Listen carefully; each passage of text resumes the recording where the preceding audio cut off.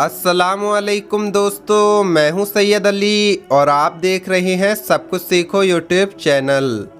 दोस्तों, आज की इस वीडियो में हम बात करने वाले हैं हज़रत अली ने फरमाया 40 दिन तक गोश्त ना खाने से क्या होता है। जो इंसान 40 दिन तक गोश्त नहीं खाता क्या वो मुसलमान नहीं रहता है। साथ ही साथ दोस्तों हम आपको बताने वाले हैं कि वो कौन सी जगह है जहां झूठ बोलना जायज़ है, जहां पर आप झूठ बोल सकते हैं। और दोस्तों साथ ही साथ हम आपको बताने वाले हैं हज़रत अली ने फरमाया रात को दरवाज़ा बंद करते वक्त ये एक गलती कभी भी नहीं करना। जो लोग ये एक गलती करते हैं तो उनका घर तबाह व बर्बाद हो जाता है। और दोस्तों इन सब के साथ साथ हम आपको बताने वाले हैं शादी के बाद लड़की किसका कहना माने, अपने माँ बाप का कहना माने या अपने शौहर का। सब कुछ बताने वाले हैं, बस आप इस वीडियो को आखिर तक देखते रहिए। वीडियो शुरू करने से पहले अगर आप हमारे यूट्यूब चैनल पर नए आए हैं तो चैनल को सब्सक्राइब करके बेल आइकन ज़रूर दबा दें। तो चलिए वीडियो शुरू करते हैं। दोस्तों हज़रत अली ने फरमाया ऐ लोगों, गोश्त को अपनाओ और गोश्त को ज़्यादा से ज़्यादा खाओ, क्योंकि इसे खाने से हल्क साफ़ रहता है और गोश्त खाने से चेहरे का रंग साफ़ होता है और इससे इंसान की तोंद भी बाहर नहीं आती। एक मर्तबा का जिक्र है कि एक शख्स ने हज़रत इमाम अली को गोश्त की दावत दी तो बहुत इसरार के बाद हज़रत अली ने उसकी दावत को कबूल कर लिया। दावत के दौरान उस शख्स ने हज़रत अली से पूछा, ऐ अमीरुल मोमिनीन, ज़्यादा दिनों तक गोश्त ना खाने से क्या नुकसान होता है और कितने दिनों तक गोश्त खा लेना चाहिए। तो हज़रत अली ने फरमाया कि अल्लाह ने इंसान को बेशुमार नेमतों से नवाजा है जिनका इंसान शुक्र भी अदा नहीं कर सकता। अल्लाह ने इंसान के खाने पीने के लिए बेशुमार फल और सब्जियां और दूसरी चीज़ें पैदा की हैं ताकि इंसान अल्लाह पाक की खाने पीने की चीज़ों से लुत्फ़ अंदोज़ होकर अपने जिस्म को उन चीज़ों से फ़ायदा और ताकत दे। हर खाने की शय में अल्लाह पाक की कोई ना कोई हिकमत और फ़ायदा है जिसे इंसान ठीक तरह से नहीं जानता कि किस चीज़ को खाने से क्या फ़ायदा है और किस चीज़ को ना खाने से क्या नुकसान है। इंसान अगर कुरान पाक को समझकर पढ़े तो वो अल्लाह की पैदा की गई बेशुमार नेमतों के फ़ायदों के बारे में पूरी तरह जान सकता है। हज़रत अली ने फरमाया कि जो इंसान 40 दिनों तक गोश्त नहीं खाता है तो उसकी तबीयत में गुस्सा और चिड़चिड़ापन पैदा हो जाता है। लिहाजा हर इंसान को 40 दिनों के अंदर कम से कम एक मर्तबा तो गोश्त ज़रूर खा लेना चाहिए। एक और बात जो हज़रत अली ने फरमाई है वो ये है कि जो इंसान 40 दिन तक लगातार गोश्त खाता है तो उसका दिल सख्त हो जाता है। दोस्तों अब हम आपको बताते हैं कि किन जगह पर झूठ बोलना जायज़ है, यानी वो कौन से मौके हैं जिन मौक़ों पर हम झूठ बोल सकते हैं। प्यारे दोस्तों, वैसे तो इस्लाम में झूठ बोलना बहुत बड़ा गुनाह है, लेकिन लोग बात बात पर झूठ बोल देते हैं और वो ये नहीं समझ पाते कि झूठ बोलना कितना बड़ा गुनाह है। दोस्तों यकीनन झूठ बोलना बहुत बड़ा गुनाह है, लेकिन 3 जगह झूठ बोलना जायज़ है। तो वो कौन सी सूरतें हैं जिसमें झूठ बोलना जायज़ है, आइए सुनते हैं। उससे पहले आप ये सुने कि झूठ बोलना कितना बड़ा गुनाह है। लोगों को हंसाने के लिए झूठ बोलने वाला जहन्नम की इतनी गहराई में फेंका जाएगा जितना आसमान और ज़मीन के बीच में फासला है, इससे भी ज़्यादा। इसी तरह जब कोई शख्स झूठ बोलता है तो फरिश्ता उसकी बदबू से 1 मील दूर भाग जाता है। झूठ बोलना सबसे बड़ी खयानत है। झूठ ईमान के मुखालिफ है। झूठ बोलने से मुंह काला हो जाता है। झूठी बात कहना कबीरा गुनाह है।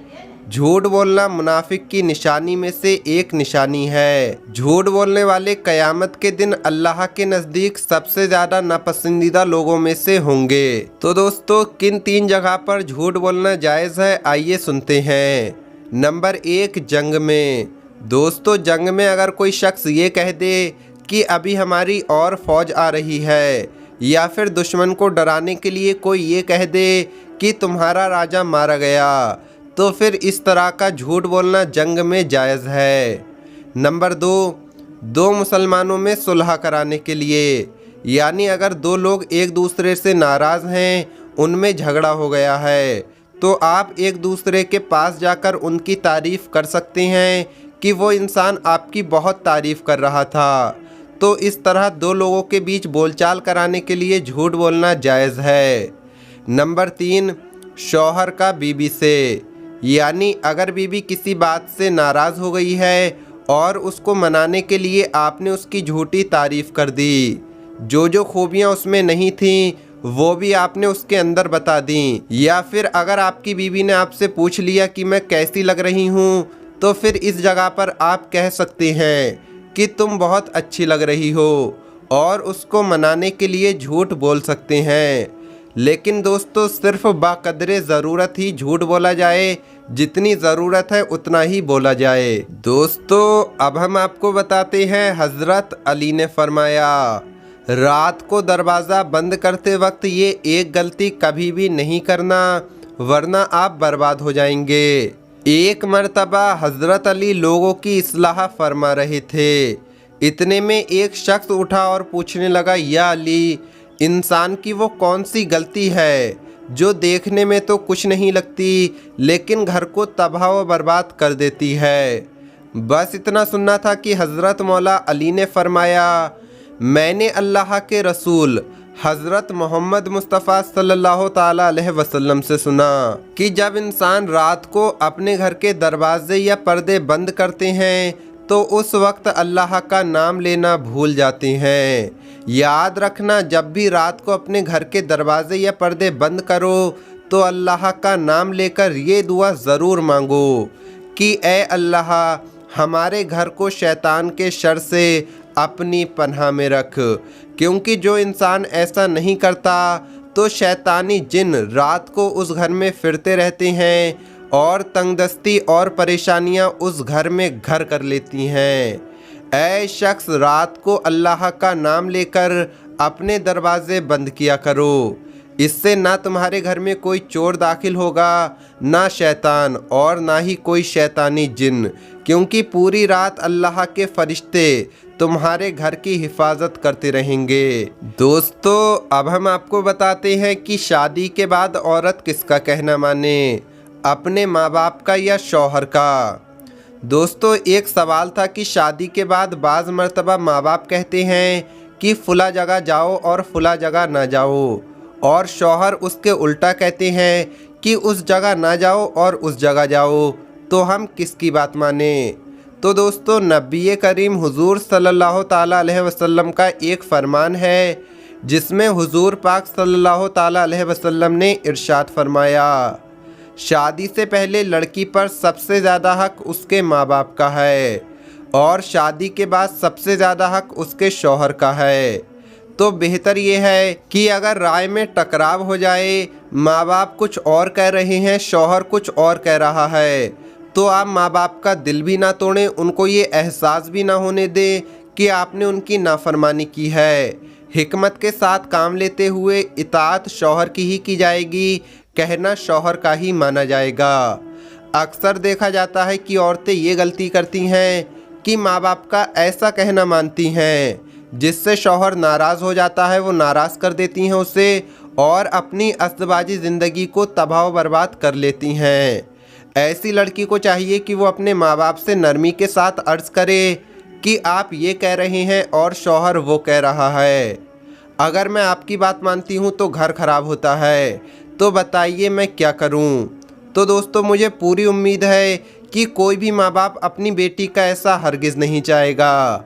एक बात यह है कि अगर शौहर किसी हराम या नाजायज़ काम का हुक्म दे रहा है और माँ बाप किसी जायज़ काम को करने का हुक्म दे रहे हैं, तो ये टकराव माँ बाप और शौहर का नहीं है, बल्कि शरीयत और शौहर के गलत हुक्म का है।